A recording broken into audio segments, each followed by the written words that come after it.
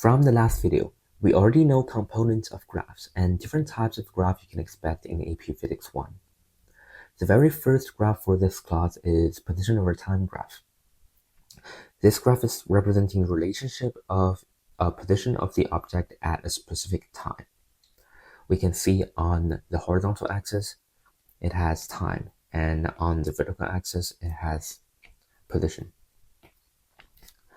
Now, imagine a car is going to the right, this black car. And initially, it had a position of 0 meters. After 1 second, it has a position of 1 meters, and at another second, it has a position of 2 meters, and so on. Now, to plot the movement of the car on the position versus time graph, we can just think about where is the object at a specific time. For example, at t equal to 0, x equals to 0 as well. And when time equals to 1 second, the position of the car is at 1 meters. So we can plot the data point. After we have all the data point, we can connect the data point to get a line. Now, what's so special about the y-intercept of the graph? We know that y-intercept is when t equal to 0. So when t equals to 0, this is when the car or the object starts. So we can conclude that y-intercept of the position versus time graph is just the initial position.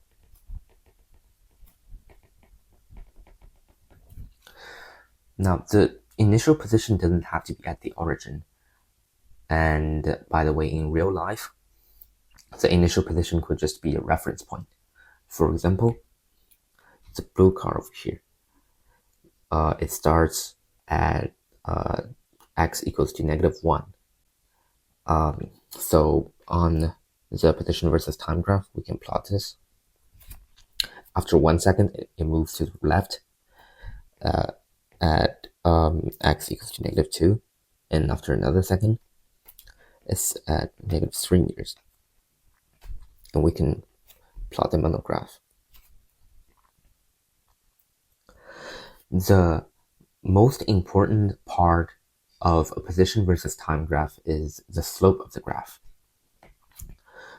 We know that slope is just changing y over changing x, or you can memorize it as rise over run. In this scenario though, it's changing x over changing t.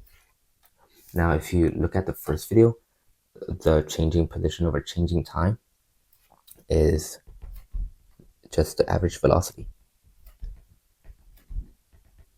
So we can conclude that in x versus t graph,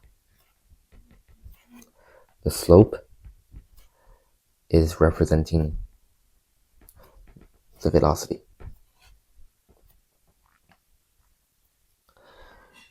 Now, if we go back, this red line has a positive slope. It's sloping upward. Whenever we have a positive slope, we can conclude that the object is moving to the right. And for this blue line, it has a negative slope because it's sloping downward. If we have a downward sloping curve on the position versus time graph, we can say that the object is moving to the left.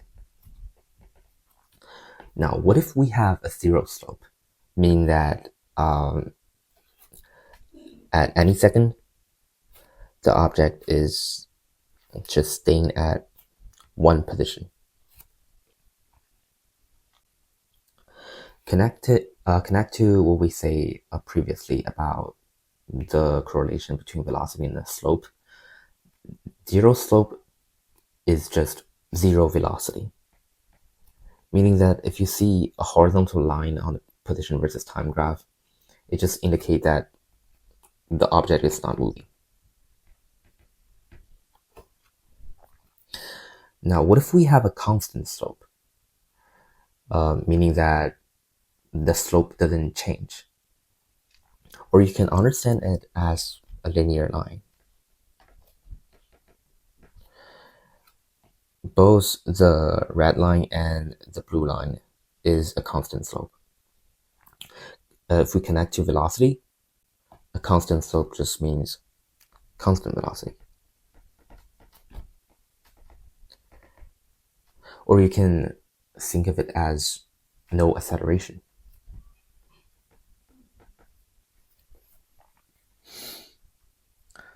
Okay, so now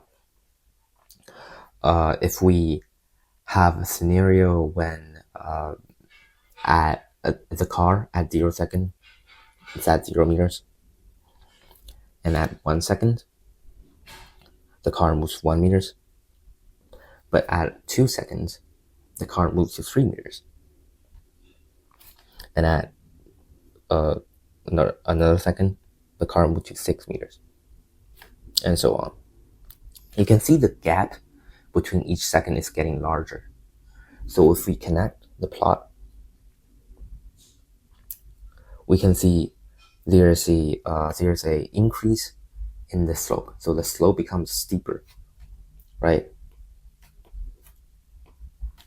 And what can we conclude from that? Connect to velocity. If we have a steeper slope, or if the slope is increasing, then the velocity is increasing. And if the velocity is changing, we can conclude that there's acceleration. In another scenario, if the car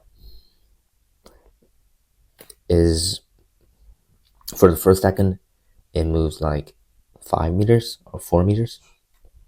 And for another second, it moves 2 meters. And at the last second, it moves 1 meters.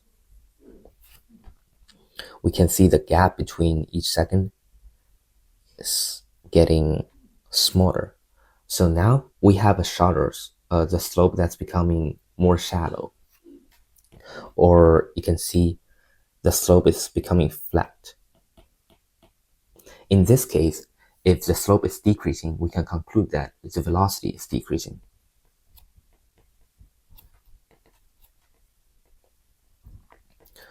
And there is acceleration. So in conclusion, the y-intercept is just the initial position, and the positive, negative slope tell you the direction of the car.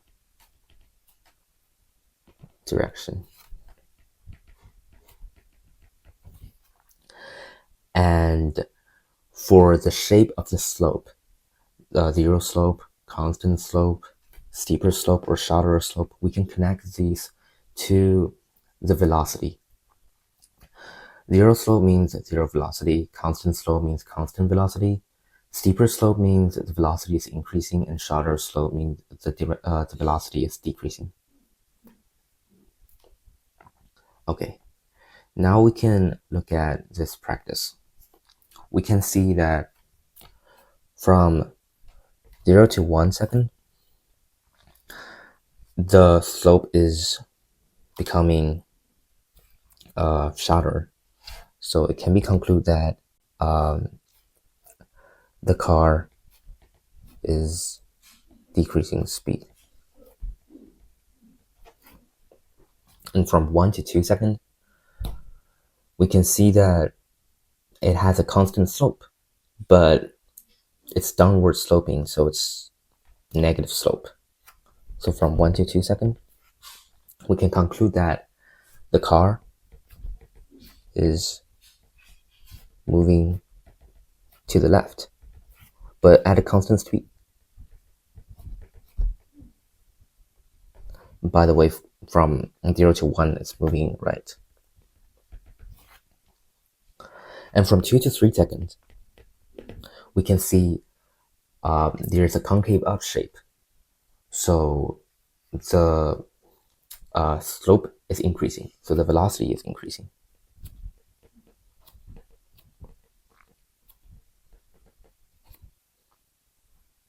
You can understand this as the car is moving faster.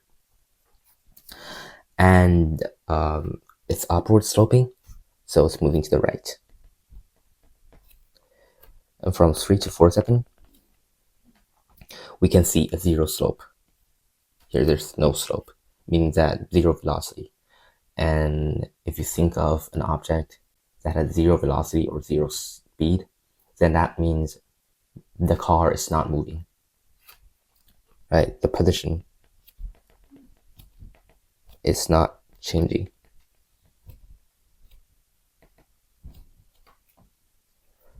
Zero speed. And yeah, we're done.